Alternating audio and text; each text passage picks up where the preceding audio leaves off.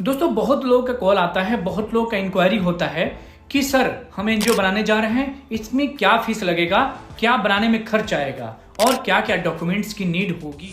और दोस्तों साथ ही किस किस डॉक्यूमेंटेशन में क्या क्या खर्च लगते हैं, क्या फीस होती है रजिस्ट्रेशन फीस, वो आपको इस वीडियो में शेयर करेंगे। तो दोस्तों वीडियो स्टार्ट करने से पहले आप लोगों से निवेदन करूंगा कि हमारे ऑर्गेनाइजेशन के इस चैनल को सब्सक्राइब कर दें, साथ ही साथ बेल आइकन को प्रेस करके ऑन कर लें ताकि इस तरह का इंफॉर्मेटिव वीडियो आपको नोटिफिकेशन के माध्यम से मिल सके, फिर आगे उसका लाभ उठा सको।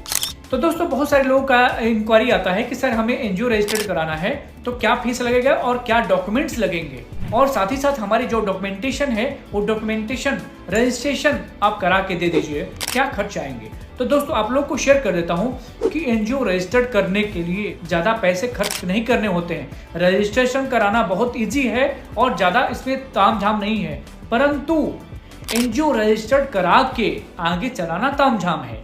एनजीओ रजिस्टर्ड कराना तामझाम नहीं है, ज्यादा फीस इसमें नहीं लगते हैं। हाँ, परंतु बात ये करें कि अगर उसके और भी जो सर्टिफिकेशन है एनजीओ रजिस्टर्ड होने के बाद फंड लेने के लिए, उसके सारे रूल्स रेगुलेशन को फॉलो करने के लिए, तो इसमें एक्सपेंस आते हैं। इस वीडियो में सारी इन्फॉर्मेशन शेयर कर देता हूँ पॉइंट बाई पॉइंट, ठीक है। तो सबसे पहले बात करेंगे कि एनजीओ रजिस्टर्ड कराना है तो क्या एक्सपेंस आएंगे, मतलब एनजीओ नया बनाना है तो क्या खर्चे आएंगे, क्या रजिस्ट्रेशन फीस लगेंगी, ठीक है ना। तो देखिए दोस्तों, अगर आप एनजीओ रजिस्टर्ड कराने जाते हैं, पंजाब और मध्य प्रदेश को छोड़कर, एमपी को छोड़कर सभी स्टेट में लगभग कम फीस है, परंतु ये दो स्टेट में ज्यादा फीस है जो गवर्नमेंट फीस है, ठीक है।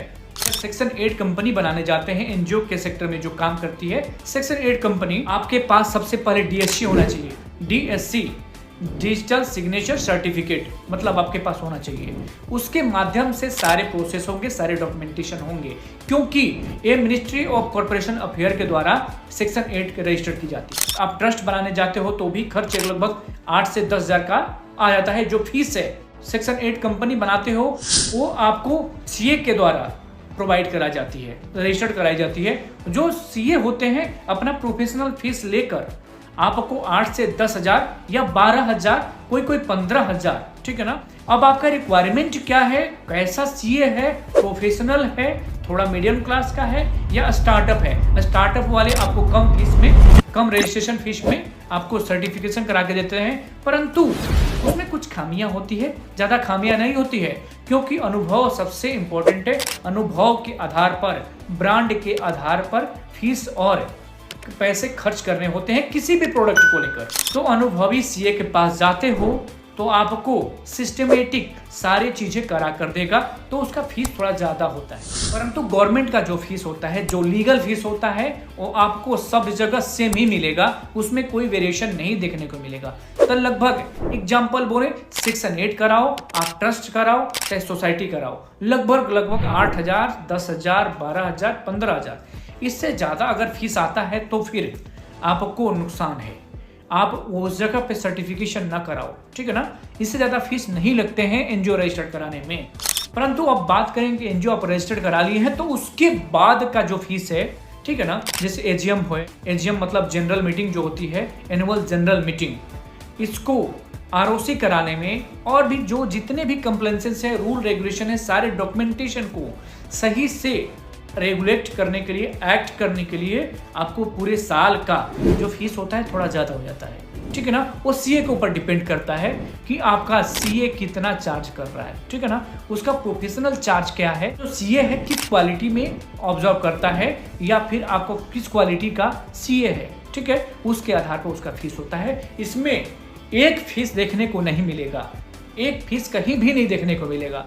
बहुत सारे ऐसे लोग होते हैं जो अपने कंपनी के द्वारा एक ऐड चलाते हैं कि आपको 199 रुपए में या 200, 500 में, 1000 में, आपको 5000 में आपको सर्टिफिकेशन करा के दे देगा। तो इसमें बच के रहना होगा, ठीक है ना। ऐसा कुछ प्रावधान नहीं है। जो गवर्नमेंट फीस कोई भी अपने पॉकेट से नहीं लगा के देगा।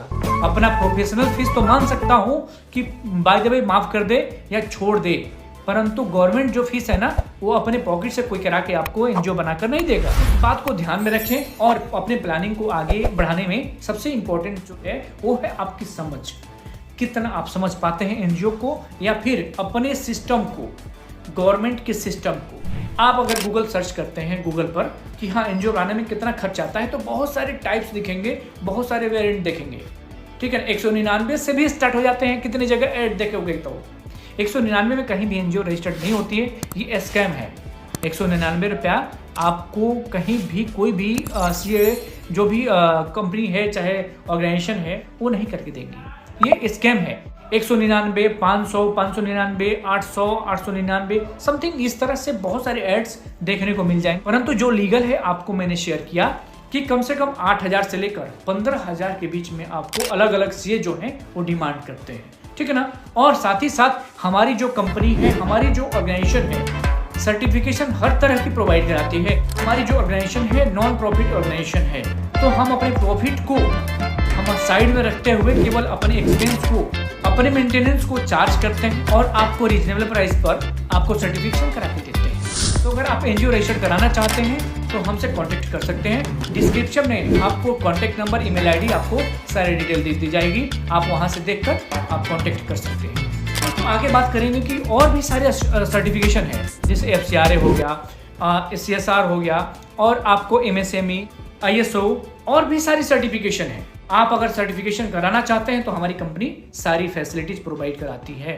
दोस्तों वीडियो के अंत में आप लोगों से निवेदन करता हूं कि हमारे चैनल को सब्सक्राइब कर दें, साथ ही साथ बेल आइकन को प्रेस करके ऑन कर लें, ताकि इस तरह की इन्फॉर्मेशन आपको नोटिफिकेशन के माध्यम से मिल सके, फिर आगे उसका लाभ उठा सको। तो दोस्तों धन्यवाद, नमस्कार, जय हिंद, जय भारत।